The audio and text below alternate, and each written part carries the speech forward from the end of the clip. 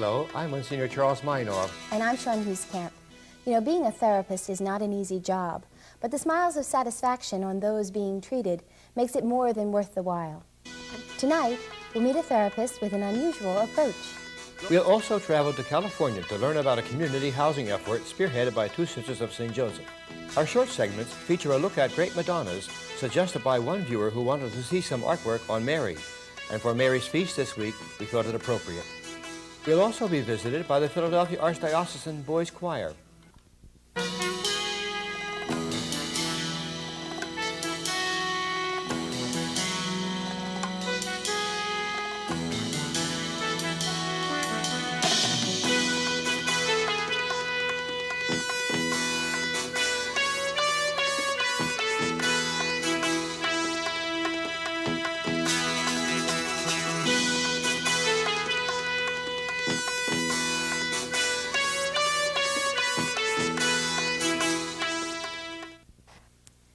Music is such a part of our lives that it seems we can hardly live without it.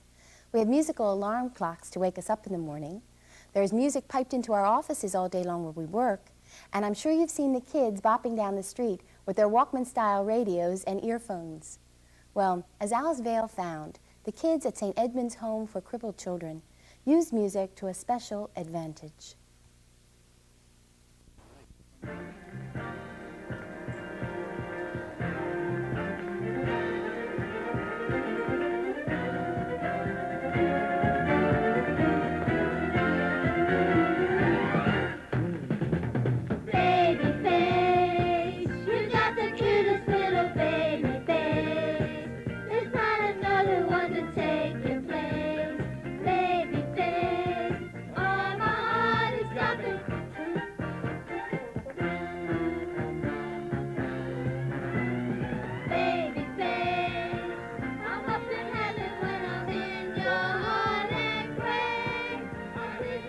Here in the lunchroom at St. Edmund's Home for Crippled Children, we were treated to a delightful performance.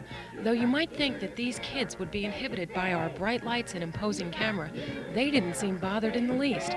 In fact, I suspect they rather enjoyed being in the spotlight. Nor did their obvious confinement to leg braces and wheelchairs keep them from being able to boogie.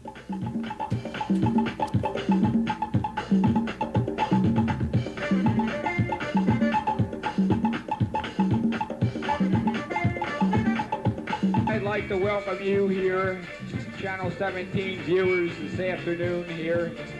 We are very delighted to be with you this afternoon. And I would like to say, sit back and relax. We have a fun-filled afternoon for you. We have music and dancing and singing. And we're just going to have a good time here this afternoon. So everybody just sit back and relax. That was Ronnie, a very capable master of ceremonies. Judging by his tone and the appearance of these kids in pressed white shirts and black bow ties, they take their musical performances quite seriously. I found their inexhaustible enthusiasm contagious, but there is more going on here than meets the eye. These kids are actually hard at work in a therapy program masterminded by this man, Paul Cyrillis, or Mr. Paul as the kids call him. In what was considered an innovative move 10 years ago, Paul, a professional drummer, introduced music to the wheelchair-bound children at St. Edmund's as a means of therapy to improve their respiratory weaknesses, strengthen arm and leg muscles, and sharpen hand-eye coordination. And the side effects are equally as rewarding. The kids have fun, and they are able to produce musical sounds that they never before thought possible for them to do. Paul, I think a lot of people, when they think of physical therapy, they think of it in terms of somewhat painful. How does musical therapy fit into overall therapy, and why is it so successful with you? One of the reasons why music therapy works is that it has a non-threatening aspect within the therapy. The only thing that can really annoy the client music therapy is the volume of the music that you're producing through record or live. Could be too loud, it could hurt the eardrums. But other than that, there's nothing that can really hurt you that they're afraid of as compared to other therapies. Because you have to understand that when a physical therapist is manipulating the body, as gentle as that person, that therapist may be, there's certain discomfort. Mm-hmm. Okay. This is Dee Dee. And how old are you? 12. 12 years old. And Dee Dee can sing in tune. And she can remember lyrics quite well. And what I do with her as far as her limitations are concerned, whereas she can move this hand and grasp it, I show that there is some movement in this other hand that doesn't have to be completely wasted. And with percussion, and say as a march, I'll put something in her hand to show her that she can move, even to a point of just clapping to show her there's some movement. Reuben is our hand. Reuben, what do you like about music? Do you like music? What do you do in music? He has a hard time coming in on a person, kind of his particular limitations. He'll concentrate over there and he may see with this eye, or he may come over here and see with that eye. Now I know that he's seeing me, but just to show him that this is where we want to go straight ahead, I keep telling him, look straight ahead, the conductor, and at me. You brought a whole bunch of little goodies in that box there, and I'm curious, what are some of these instruments and how do they work? Well, let's start with this one. The child's attracted by the sound of this toy flute.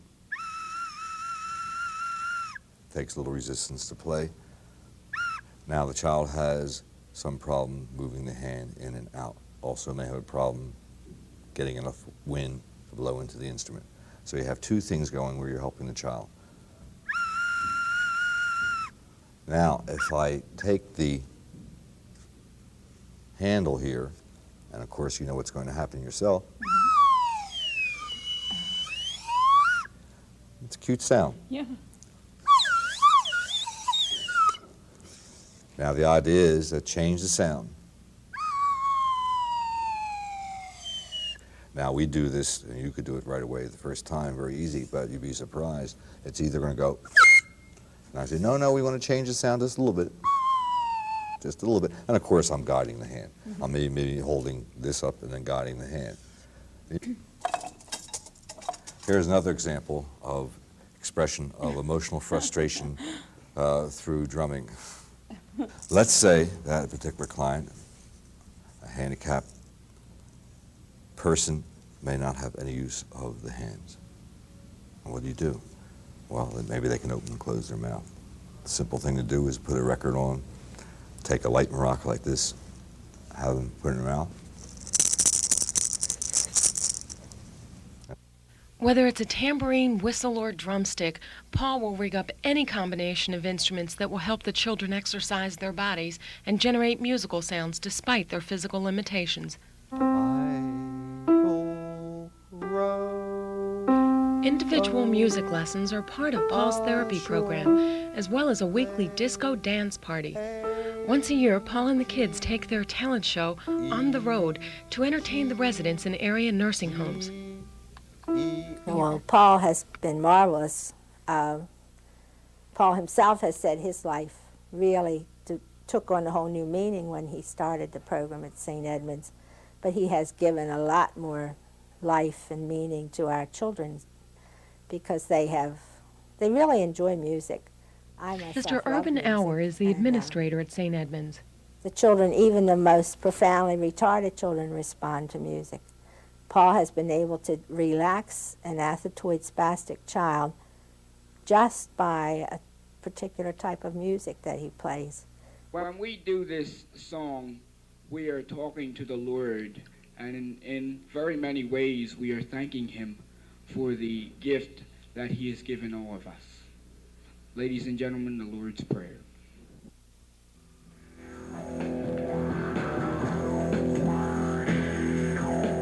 Putting the music therapy and the music lessons aside, these kids can truly entertain you. They love to say, "Here I am. Look what I can do that my handicap doesn't keep me from doing." Will be done on earth as it is in heaven. Our Father who art in heaven, hallowed be thy name. Thy kingdom come, thy will be done on earth as it is in heaven.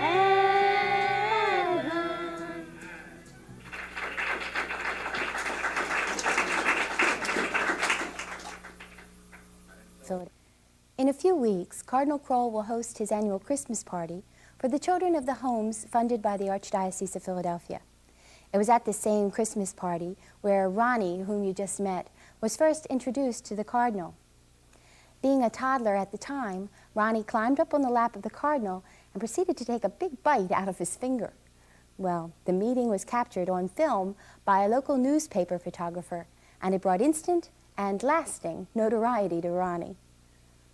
We wish all of the children from St. Edmund's Homes and all the homes a very happy Christmas season.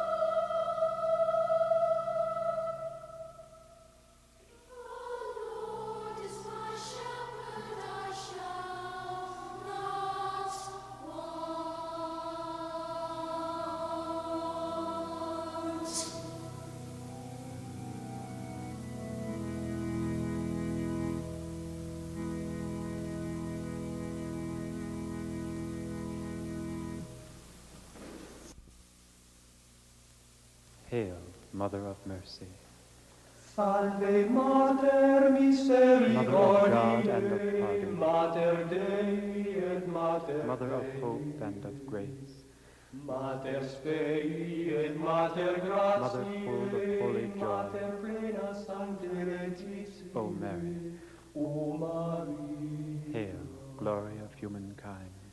Salve Decus humani Hail, generi, most worthy Virgin, Salve Virgo Dignior who Sceli, surpasses all virgins, Que virgines omnes and transgredere, who sits high in sed heaven. Arcius sedes in superis, O Mary, O Maria. hail, Mother of mercy, Salve Mater Misericordiae, Mother of God and of pardon, Mater Dei et Mater Mother of Dei, hope and of grace, Mater Spei et Mater Mother full of holy Gratiae, joy, Mater plena Sancte Laetitia, O Mary, O Maria. Mother, be our solace. Est tu Mater nostrum solatium, Virgin, be our joy. nostrum est tu Virgo And Gaudi, at last, after this exile, et nos tandemos hoc join us extimi, to the happy choir of lectos heaven. junge coris celestimus, O Mary, O Maria. hail, Mother of mercy, Salve Mater Misericordiae, Mother of God and of pardon, Mater Dei et Mater Mother of Dei, hope and of grace, Mater Spei et Mater Gratiae, full of holy joy, Mater plena Sancte Laetitia, O Mary, O Maria.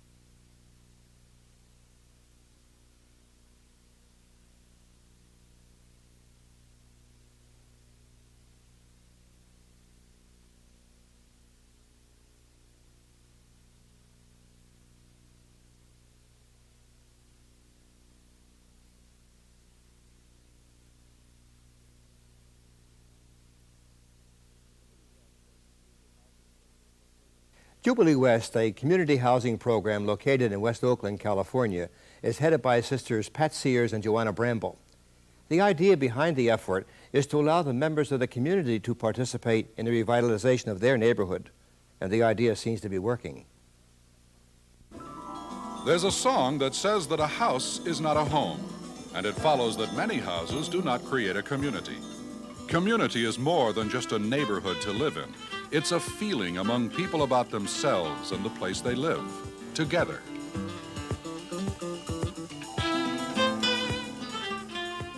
This is a story about a group of people, parishioners of St. Patrick's Parish in West Oakland, California, and some of their friends and neighbors, and a neighborhood there called West of Cypress. It's an old neighborhood. To the city fathers, it doesn't really exist. In fact, it's not even on the city map. But to the people who live there, it is very real. And this is about their efforts to reclaim their neighborhood from decay and development and create a true community. This story begins, as most good ones do, with an idea. Sisters Joanna Bramble and Pat Sears, both sisters of St. Joseph, had heard of a housing effort in Washington, D.C. called Jubilee Housing. It was started by Gordon Crosby, pastor of the Church of the Savior in Washington. So they went to D.C. to consult with him. I mean, the whole thing is built on really taking a risk when we had no idea of what we were going to do. We had no money. Gordon Crosby in Washington said, buy the houses before you know what you're going to do with them. Also, buy the houses before you know how you're going to buy them. So sometimes we don't sleep too well at night, but in the end, we are buying houses. Because if we don't, somebody else will, and the somebody else is more likely to be an outside speculator who will put out the people who live here. And the basic premise is the people who live here should have control of this neighborhood. So, with determination, a vision of the possibilities, and $500 seed money she borrowed from her parents, Sister Joanna, Sister Pat, and an ever-widening group of friends and neighbors began Jubilee West. They bought their first 3 houses and were suddenly in business. Knowing nothing, they had everything to learn. What would I say to somebody like myself who sees a need and wants to do something? I think mainly go do it. If you wait till you know what you're doing, you will never do it. Probably if we had known a year ago what we know now about the problems involved, we would have said, forget it. Pray a lot. Definitely pray a lot. But once Jubilee West got off the ground, there was no forgetting it. The project itself began a community. Professional people began volunteering services. Architect Bruce Ballantyne offered plans. The people who are working on the house will be living in it. And I saw this as a way to help out the neighborhood in using my talents as an architect.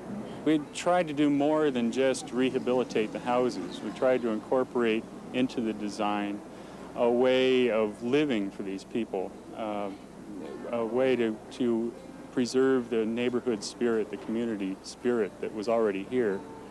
And so we've reoriented the floor plans of these houses to incorporate that spirit. There's a volunteer plumber, Ed Cruz's company. A lawyer, Pat Hersey, offered her services to help unravel the legal tangles of ownership. Accountants, carpenters, well-wishing neighbors, and Noel McFarlane. You gonna have any problem with this scaffolding, taking down the scaffolding? I don't know yet. I'm tackling it. Noel oversees the construction and coordinates everybody. Sister Joanna claims he's a gift from God, but Noel's more matter-of-fact about it. Since we've been here, we've seen construction in about 3 or 4 different houses right around this area. We've seen people repainting their houses. It's almost like a reverse cancer. That's what I'm saying, is that once people see that an eyesore is going to be removed, that there are people who are taking interest in something that they thought was hopeless, then after a while their own houses don't look so bad. Then there's Sister Pat, a charter member of Jubilee West's steering committee, so to speak. I think that Christianity, which is visible through a church mostly, is all concerned about people and people's needs. God's people, if you want to put it that way, and the human dignity of people. This Linda with the rake, she and Matilda, the one that's fixing the lunches right now, she went to Washington with Sister Joanna and came back, all of 3 of them with stars in their eyes, saying, if they can do it in Washington, we can do it out here. So she's doing it, and we're trying to do it too. Linda Leroy is one of a whole host of individuals which has been bound together to build and renew, and in the process, have themselves been renewed. Lunch at neighbor Matilda Fontanette's is always a warm occasion. Each week, there is visible progress, and the houses will be ready for living soon. That has special meaning for Sharetta Stamp, because she's going to be moving in. I've been coming here every Saturday for the last 8 months, and the people treat you just fantastic, feed you, ask you need anything, you know. And we're doing it together, something to help the community. It's just beautiful, you know, and I just feel that once I get in it, it'll be just superb. Belinda Earls will be moving into the other of the 2 units soon to be finished, and she, like Sharetta, has been working faithfully every Saturday. Belinda cares for her sister's little boy, Roderick, and he, for one, is very sure how he feels about the whole thing. When I live here, I want to keep this house together. See, my mom been painting. And what I have been doing, I've been cleaning up off the yard. It looked all messy and things I really didn't like. But now they fixed it up. I really liked it. I really liked it. In spite of their lack of experience, lack of funds, and an arson fire that set them back months, Jubilee West has grown up. And the dedication that took place last December 6th was as much a dedication of the people of West Oakland, west of Cypress, as it was a dedication to the buildings they worked on. It was a happy occasion, a hopeful one. Bishop John Cummins, in his opening, acknowledged the strength shown by the neighborhood. I'm John Cummins, the Bishop of the Oakland Diocese, and the Master of Ceremonies job today reminds me of the mosquito who was on the elephant's back as they crossed the bridge. And when they got to the other side, the mosquito said, "Didn't we shake that bridge?" We're just really pleased at the way things have worked out. It's certainly a combination of faith and hard work. We're taking inspiration from Jubilee in Washington, which is definitely a gospel-oriented group that says that the church is really here to serve people in all of their basic needs. And it's just as religious to build houses as it is to do any other kind of religious activity. We don't see a dichotomy there. So now these houses are homes, and these people are a community. What was once in ruins has been renewed, and people who once had little hope are happy. Yes, this is a story with a happy ending, and it gets better and better. Just ask anyone west of Cyprus.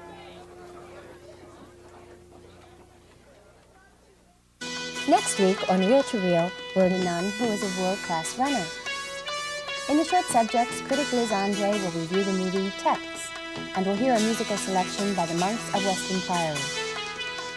We would like to thank all of you who have written to us and offered your support for Reel to Reel. Especially the one of you who wrote, "Your TV program is the most inspiring one on television. It makes me feel good about people.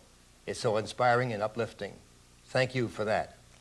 We've really enjoyed being with you tonight, and we look forward to seeing you next week. Goodbye, and God bless you.